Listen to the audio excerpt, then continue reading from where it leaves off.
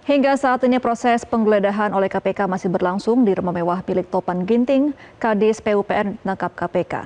Informasi selengkapnya akan disampaikan oleh jurnalis Metro TV Edi Sembiring langsung dari Medan, Sumatera Utara. Selamat sore Edi, bagaimana situasi di sana? Apakah penggeledahan masih berlangsung saat ini?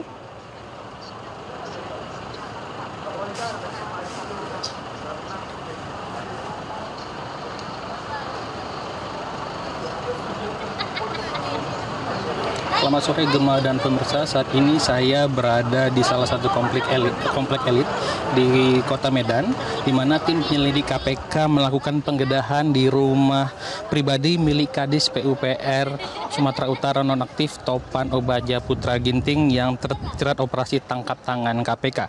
Dan saat ini penyidik KPK masih melakukan penggeledahan di rumah 2 lantai yang diketahui bernomor 212A ini. Pagi tadi sekitar pukul 10.30 penyidik KPK tiba, namun sempat tidak dapat masuk ke dalam rumah karena rumah Topan dalam keadaan terkunci.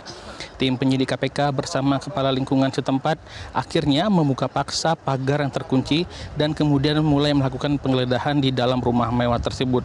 Tadi kami juga melihat tim penyidik KPK telah mengambil rekaman CCTV yang tepat berada di depan rumah Topan.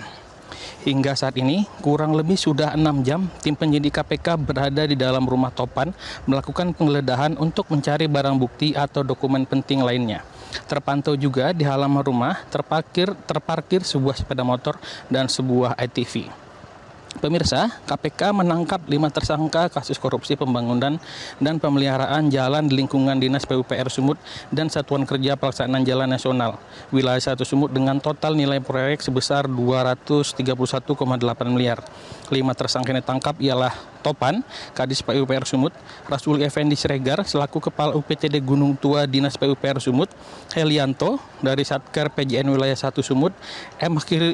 Akhirun Effendi Siregar selaku Direktur Utama PT DNG, dan M. Raihan Julasmi Pilang selaku Direktur PTRN.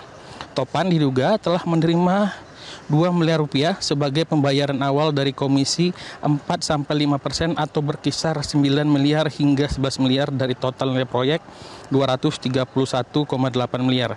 Status Topan terlihat berbeda dibandingkan kepala dinas lainnya sejak Bobi menjabat wali kota Medan. Topan selalu berada di lingkaran pertama Bobi. Dia mengerjakan proyek-proyek penting Bobi, misalnya menjadi kepala dinas sumber daya air, Bina Marga dan Bina Konstruksi Medan. Topan lalu ditunjuk menjadi pejabat sekretaris daerah Kota Medan saat pemilihan Gubernur Sumut 2024. Ketika Bobi Nasution terpilih sebagai Gubernur Sumut, ia lalu ditarik duduk sebagai Kepala Dinas Pekerjaan Umum di Perumahan Rakyat dan tingkat provinsi. Nilai harta kekayaan Topan juga meningkat pesat sejak ia menduduki posisi eselon 2 di mana di masa pemerintahan Bobi baik sewaktu di Pemko Medan maupun setelah duduk sebagai Kepala Dinas Pemprov Sumatera Utara. Berdasarkan laporan harta kekayaan penyelenggara negara atau LHKPN yang dirilis Komisi Pemberantasan Korupsi tahun 2024, Topan Ginting memiliki nilai harta kekayaan sebesar 4,9 miliar. Harta kekayaan tersebut terdiri dari 4 tanah dan bangunan senilai 2 miliar dan 4 tanah dan bangunan tersebut berada di kota Medan.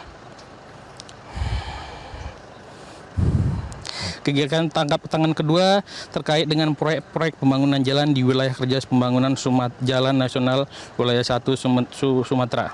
Sementara itu, terkait terjeratnya Topan, Bobi mengaku sudah mengingatkan jajarannya untuk tidak korupsi, juga meminta semua pihak mengontrol diri terkait jabatan dan wewenang masing-masing. Gubernur Sumatera Utara, Bobi Nasution siap diperiksa oleh Komisi Pemberantasan Korupsi jika dipanggil terkait kasus dugaan korupsi proyek pembangunan jalan di Sumatera Utara. Demikian Gemma yang dapat kami sampaikan. Kembali ke Anda di studio. Baik, terima kasih atas informasi Anda, Edi Sembiring langsung dari Medan, Sumatera Utara. Selamat kembali bertugas. Jelajahi cara baru mendapatkan informasi. Download Metro TV Extend sekarang.